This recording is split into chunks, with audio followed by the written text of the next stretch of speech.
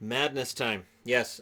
For new subscribers, this is something that happens mostly during off season. Sometimes during the playoffs. It's now during the playoffs, so madness time. I've tried to organize this as well as I can. The interesting thing is we get into the idea of dynasties with this because that's kind of how hockey used to work. So this week we've seen the Tampa Bay Lightning get taken out in the first round, and all of the talk of it's President's Trophy, President's Trophy. It's the President's Trophy.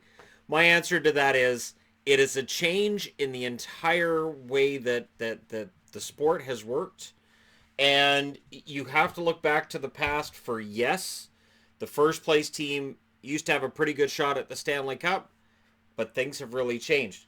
Now, the first year that the Stanley Cup is awarded is not 1927, but it is the first year that the Stanley Cup is officially belonging strictly to the National Hockey League and not to the Western League, which would challenge for Pacific League.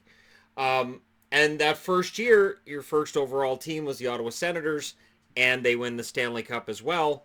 That is, of course, the current logo of the Ottawa Senators. You'll see an asterisk here because it's not the current Senators. That team would disappear in the 30s and not come back until 1992 as a completely different organization altogether. 1928, your first place team is Montreal. However, the Stanley Cup goes to the New York Rangers, who finished 12 points below the Montreal Canadiens in the regular season. 1929, your first place team is again Montreal. 2 points behind them, the Stanley Cup champion, Boston Bruins. 1930, Boston is number one in the league with 77 points. Your Stanley Cup goes to to the second place team. I believe they were second that year. Montreal with 51 points. 1931, Boston's first overall. Boston would have a lot more Stanley Cups if they'd been able to win when they were number one, and that continued post expansion. But anyways, 62 points that year. Montreal had 60, and they won the Stanley Cup. 1932. Montreal, 57 points, is number one in the league, and your cup champion, Toronto, 53 points. Then, in 1933, your first place team is Detroit with 58 points. The New York Rangers won the cup that year with 54. 1934, first place team is Toronto with 61 points.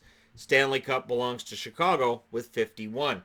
And the following season, 1935, the Toronto Maple Leafs finished first overall in the NHL with 64 points. You'll notice there's no logo because it's the Montreal Maroons that won the Stanley Cup that year with 53 points. So that is a lot of years in a row where the team that finishes first did not win the Stanley Cup. That's 8 in a row. And there was no President's Trophy, so it wasn't a curse. What had happened up until this point is, well, there's no dynasties. There's no dynasty in the NHL. There's no big number one team that is clearly better than everybody else. You'll notice not a whole lot of Montreal on here compared to where it's going to go. And so it's a mixed bag. Once you get into the playoffs, anything can happen. 1936, the Detroit Red Wings finish first and win the Stanley Cup. They do it again in 1937. 1938, Boston Bruins finished first with 67 points, collapse in the first round. The Chicago Blackhawks, a sub-500 team with 37 points, wins the Stanley Cup. Be riots now if a sub-500 team won the Stanley Cup. 1939, Boston finishes first and wins the Stanley Cup. That is a rarity. 1940, they finish first but lose the Stanley Cup to the New York Rangers, who had 64 points. And it's too bad because they were first in the league and won the Stanley Cup in 1941. If Boston had won when they were first overall in 38 and 1940, they would have been one of two American teams to win 4 straight Stanley Cups. And that would have been quite the dynasty. But they only won 2, so they're not viewed as a dynasty. A dynasty within NHL circles is officially 3 cups in 4 seasons. And Gary Bettman saying you're a dynasty doesn't equal actually officially being a dynasty. It's weird how people all hate Gary Bettman, and then when he says something, they go, oh, did you hear what he said? It's weird. 1942, the Rangers finished first with 60 points. They lost, however. The Stanley Cup goes to Toronto with 57. And then we get into the original 6 era. So up until 1942, you have more than 6 teams. And the Brooklyn Americans go out of business in 1942, which means for 1943, we're down to 6 teams. Now, in a league of 6 teams, where 2, 3, or 4 make it, and, you know, it was not quite the arduous schedule it is now, you can understand in a league like that where you're playing these teams more than 10 times a season each, yeah, you end up probably, if you finish first overall, being the eventual Stanley Cup champion. And this is when dynasties really start taking over. 1943, Detroit, Stanley Cup, and first place. 1944, it is Montreal's turn, and here comes a dynasty. The Montreal Canadiens win the Cup in 1944. 1945, they finished first, but Toronto ends up winning the Cup with 52 points. 1946, Montreal wins the Stanley Cup. 1947, Montreal finishes first. Toronto wins the Stanley Cup. So what you've got here is Montreal wins the Cup in 44, 46. They finish first in 47, first in 45. It's the same thing as Boston. Could have been a dynasty with that, but they weren't. And it ends up being Toronto that gets the dynasty, even though regular season records are a little bit spotty for them. 48, however, they finish first in the league and win the Stanley Cup. 49, Detroit finishes first with 75 points, and the Stanley Cup goes to Toronto with 57. 1950, Detroit's dynasty begins as they finish first and get the Cup. 1951, Toronto's dynasty ends as they win the Stanley Cup, and Detroit finishes first in the league with 101 points to the 95 by Toronto. 1952, Detroit wins the Stanley Cup. So see, this is what I'm talking about. Right here, you've got Toronto winning Stanley Cups 4 out of 5 years. Now you get into a period where the Detroit Red Wings are starting to win some Stanley Cups as well, and it does overlap. We don't see that anymore. You almost saw that in the 2010s when you've got Chicago and LA kind of exchanging it, but it's not really quite the same. 1953. So after winning a Stanley Cup as first place, they finished first that following season with 90 points. The Stanley Cup goes to Montreal with 75. They do not repeat that mistake the next 2 seasons. They finish first in the league in 54 and 55 and win the Stanley Cup. What happens in 1956? The dynasty of the Montreal Canadiens begins. So you can see there's a lot less turmoil when it comes to who wins the Stanley Cup. First and the Cup goes to Montreal in 56, 57. The Detroit Red Wings have 88 points to finish first. Montreal wins the Cup with 82 points. And then in 58, 59, and 60, Montreal finishes first in the league every year, and they win the Cup every single year. So that's 4 years out of 5. They finish first, and they win the Stanley Cup. The President's Trophy isn't the curse. You just don't get Montreal into first place anymore, because if they were first, odds are they win the Stanley Cup. And you can't prove me wrong, because it's all on the board here. 1961, they finished first again, those Montreal Canadiens. However, they lost to the Chicago Blackhawks, who had 75 points that year, to the 92 by Montreal. And there was a belief that Chicago was going to be a new dynasty, that this was the emerging dynasty with guys like Mikita and Hull. It didn't happen. 1962, Montreal finishes first with 99 points. They lost, however. The Stanley Cup goes to Toronto with 85.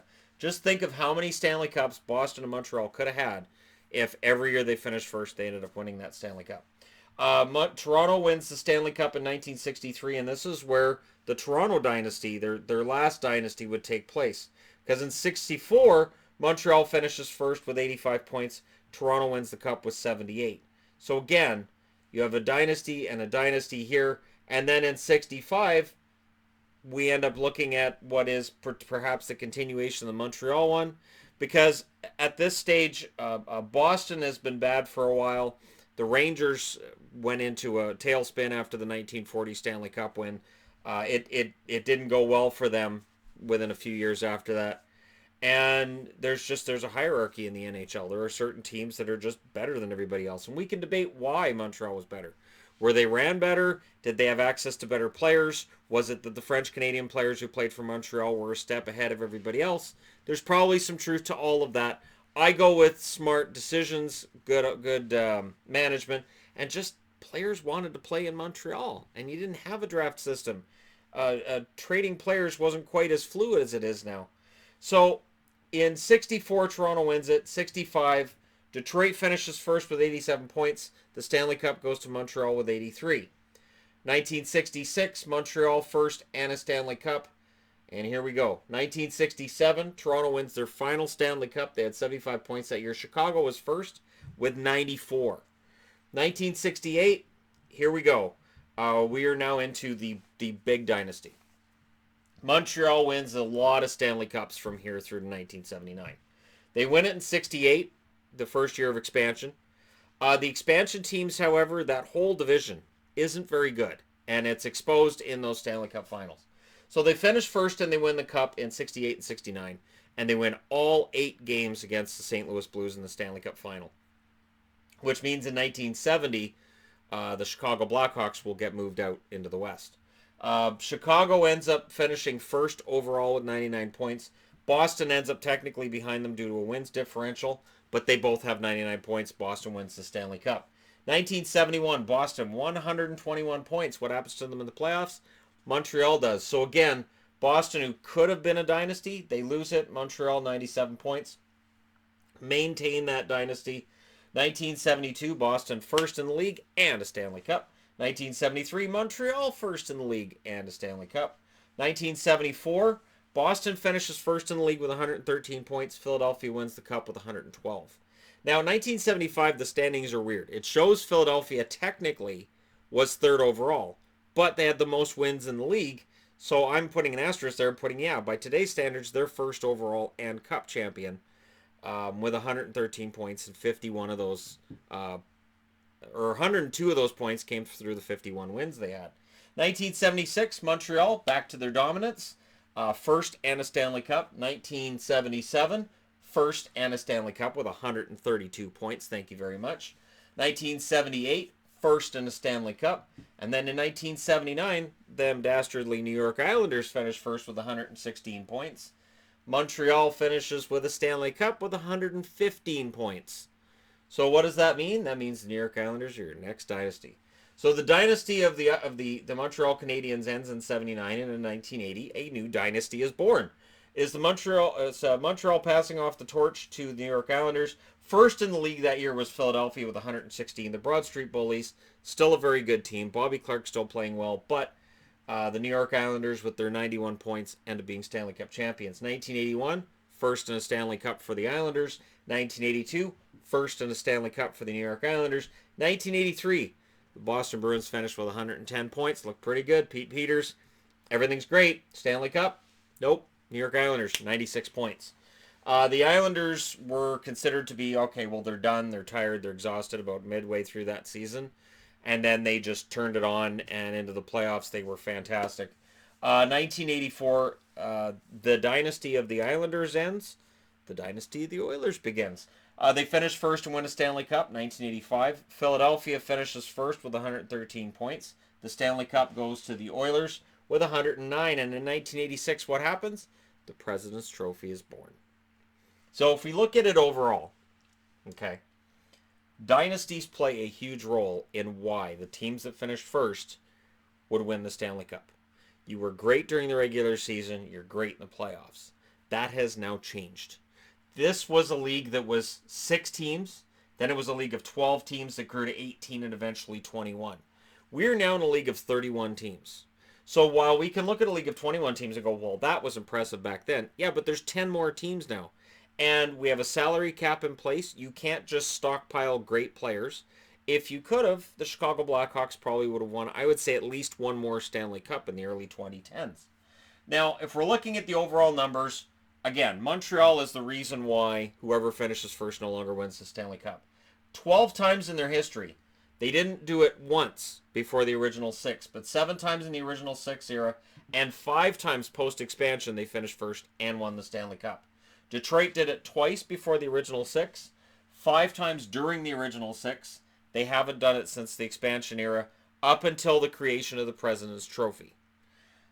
Boston, 2 first-place wins before the original 6, none during the original 6, and 1 post-expansion.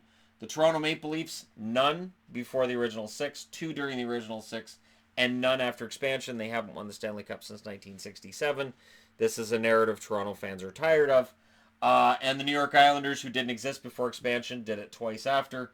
Philadelphia, again with the asterisk, because technically it shows Buffalo finishing first, but Philly had more wins, so I'm saying Philly really was the best team in the league that year, and I'm giving them the nod as for me, who would have won the President's Trophy that year.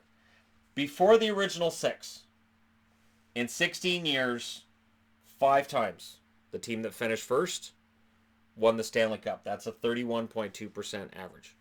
During the original 6, 14 out of 25 years, 56% of the time, the Stanley Cup goes to the President's Trophy winner. 10 times in 18 years, the after expansion, before the President's Trophy, for 55.5% of the time, the Stanley Cup goes to the first place team in the league. For 59 seasons, from 1927, when the Stanley Cup was no longer contested between multiple leagues, until 1985, in 59 seasons, 29 times, your Stanley Cup champion is your first place team for 49.2% of the time. This is what skews the number that we have now. So we can look at Tampa and we could say, okay, so Tampa had a great season, fantastic season, almost historic, and they lose. So it's a curse. It's the downfall of the dynasty. You can look back and you can say, well, the last time that a team was first in the NHL and won the Stanley Cup was the Chicago Blackhawks. Yeah, and that team is as close to a dynasty as I believe we've got in years. And again, because people want to redefine what qualifies as a dynasty, I don't think we need to do that. I think we just need to come up with a new term. Because to me, what these teams did, and for the length of time these teams did this, it is really impressive. Montreal Canadiens, ton of Stanley Cup wins, ton of times where they were first overall, 12 of them. 12 times. It's about half of their Stanley Cups overall. Prior to 86 and 93 Stanley Cups, where they were not first. They weren't first overall in... No, they wouldn't have been first overall in either season. They were close in 86. They weren't close in 93. So, you know, it's an impressive track record that they have. And overall, like I said, over here, it shows that before the dynasty, it was quite common for the first place team to get knocked out. Dynasties start showing up. Suddenly, if you're first in the league, you're very likely going to win a Stanley Cup, especially when there's only 6 teams in the league and there's only a couple of rounds to go through. Start adding extra rounds to the playoffs, make the season longer, add extra teams to the league. It really muddies those waters. We will never get to a point where winning the President's Trophy is anything more than seen as an anchor. You would have to see, I would think you'd have to see 2 or 3 in a row where President's Trophy winners win it. Because let's say next year that, I'm just going to throw it there, something ridiculous. So next year Ottawa wins the President's Trophy and wins the Stanley Cup. Okay, Ottawa fans don't like that. I don't know, Vancouver. Vancouver wins the President's Trophy and the Stanley Cup. See, I meant ridiculous. So they win it, and then the following season, the President's Trophy is won by Toronto, but they lose in the first round. People would say, oh, President's Trophy's curse is back. Because, again, the percentage of teams that have won the Stanley Cup since the President's Trophy was brought in, and because people are going to want me to include those numbers, let's do it. 33 President's Trophies handed out so far. 17 different teams have won the President's Trophy. 8 of them have won the Stanley Cup in 33 tries. That's a success rate of 24.24%. And the most recent, 2012-2013, Chicago Blackhawks. If I told you your team has a 24% chance of winning the Stanley Cup, would you take it? Probably. Because that position is still a very good position to be in. Again, we've got 17 different teams that have won President's Trophies. Take a look over how many different teams won first overall pre-expansion. It's 6. Because there were 6 teams. So, you have 3 times that amount from 86 until now. And you have a league that is large. And we have a very even distribution of talent in the league.